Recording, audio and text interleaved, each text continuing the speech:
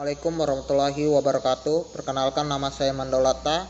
Di sini saya dan rekan-rekan saya yaitu Joshua Girsang, Siva Dwi Ananda, dan Zamri Akbar akan menjelaskan Pancasila sebagai sistem filsafat sebagai tugas praktikum Pancasila.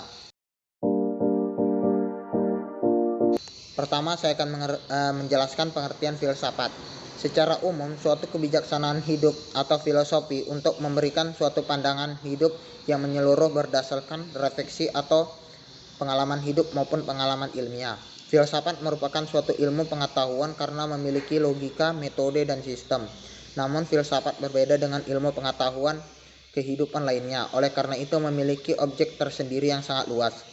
Seorang yang berfilsafat atau filsuf akan mengambil apa yang ditanggap dalam pengalaman hidup maupun pengalaman ilmiah, kemudian memandang di bawah suatu horizontal yang lebih luas, yaitu sebagai narsum kehidupan manusia yang menyeluruh. Manfaat mempelajari filsafat: memperoleh kebenaran yang hakiki, melatih kemampuan berpikir logis, melatih berpikir dan bertindak bijaksana, melatih berpikir rasional dan komprehensif, menghasilkan tindakan yang bijaksana.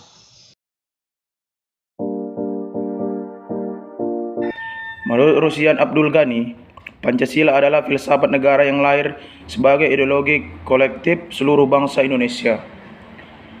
Mengapa Pancasila dikatakan sebagai filsafat? Hal itu dikarenakan Pancasila merupakan hasil perenungan jiwa yang mendalam yang dilakukan oleh para pendahulu kita, yang kemudian dituangkan dalam suatu sistem yang tepat. Menurut Notonegoro, filsafat Pancasila ini memberikan pengetahuan dan pengertian ilmiah yaitu tentang hakikat Pancasila. Filsafat Pancasila dapat didefinisikan sebagai refleksi kritis dan rasional tentang Pancasila sebagai dasar negara dan kenyataan budaya yang mendasar dan menyeluruh. Pancasila dikatakan sebagai filsafat karena Pancasila merupakan hasil penuangan jiwa yang mendalam yang dilakukan oleh The Founding Fathers Indonesia, yang dituangkan dalam suatu syarat sistem Abdul Ghani 1998. Pengertian filsafat Pancasila secara umum adalah hasil berpikir atau pemikiran yang sedalam-dalamnya dari bangsa Indonesia yang dianggap, dipercaya dan diyakini sebagai kenyataan, norma-norma dan nilai-nilai yang benar, adil, bijaksana, dan paling sesuai dengan kehidupan dan kepribadian bangsa Indonesia. Filsafat Pancasila kemudian dikembangkan oleh Soekarno sejak 1955 sampai kekuasaannya berakhir pada 1965. Pada saat itu, Soekarno selalu menyatakan bahwa Pancasila merupakan filsafat asli Indonesia yang diambil dari budaya dan tradisi Indonesia, serta merupakan akulturasi budaya India, Hindu-Buddha, Barat, Kristen, Arab, Islam.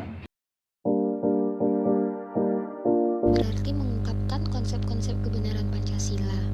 Wawasan filsafat meliputi bidang atau aspek penyelidikan ontologis, epistemologis, dan aksiologis. Yang pertama, dasar ontologis, hakikat manusia, sila-sila Pancasila.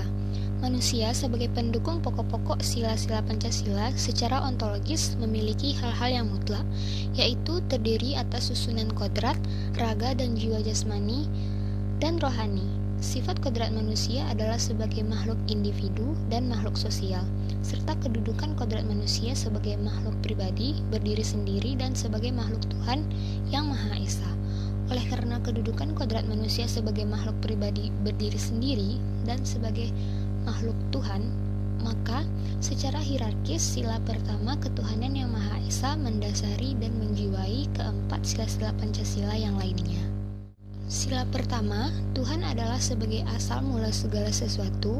Tuhan adalah mutlak, sempurna, dan kuasa, tidak berubah, tidak terbatas pula sebagai pengatur tata tertib alam. Sila kedua, kemanusiaan yang adil dan beradab. Negara adalah lembaga kemanusiaan yang diadakan oleh manusia. Sila ketiga, persatuan Indonesia. Persatuan adalah sebagai akibat adanya manusia sebagai makhluk Tuhan yang Maha Esa. Adapun hasil persatuan adalah rakyat, sehingga rakyat adalah merupakan unsur pokok negara. Sila keempat, maka pokok sila keempat ialah kerakyatan, yaitu kesesuaiannya dengan hakikat rakyat. Sila kelima, dengan demikian logikanya keadilan sosial didasari dan dijiwai oleh sila kedua yaitu kemanusiaan yang adil dan beradab.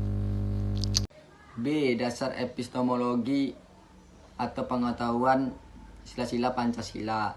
Sebagai suatu ideologi, maka Pancasila memiliki 3 unsur agar dapat menarik loyalitas dan pendukungnya, yaitu 1. Logos, yaitu rasionalitas atau penalarannya, 2. Pathos, yaitu penghayatannya, 3. Ethos, yaitu kesusilasannya. Dasar epistemologis Pancasila pada hakikatnya tidak dapat dipisahkan dengan dasar ontologisnya. Pancasila sebagai suatu ideologi bersumber pada nilai-nilai dasarnya, yaitu filsafat Pancasila atau Suharyanto 1991. C. Dasar aksiologis Pancasila. Aksiologi adalah ilmu yang membicarakan tentang tujuan ilmu pengetahuan itu sendiri. Jadi, aksiologi merupakan ilmu yang mempelajari hakikat dan manfaat yang sebenarnya dari pengetahuan, dan sebenarnya ilmu pengetahuan itu tidak ada yang sia-sia kalau kita bisa memanfaatkannya, dan tentunya dimanfaatkan dengan sebaik-baiknya dan di jalan yang baik pula, karena akhir-akhir ini banyak sekali yang mempunyai ilmu pengetahuan yang lebih itu dimanfaatkan di jalan yang tidak benar. Pembahasan aksiologi menyangkut nilai kegunaan ilmu tidak bebas nilai, artinya pada tahap-tahap tertentu. Kadang ilmu harus disesuaikan dengan nilai-nilai budaya dan moral suatu masyarakat sehingga nilai kegunaan ilmu tersebut dapat dirasakan oleh masyarakat dalam usaha meningkatkan kesejahteraan bersama, bukan sebaliknya malahan menimbulkan bencana.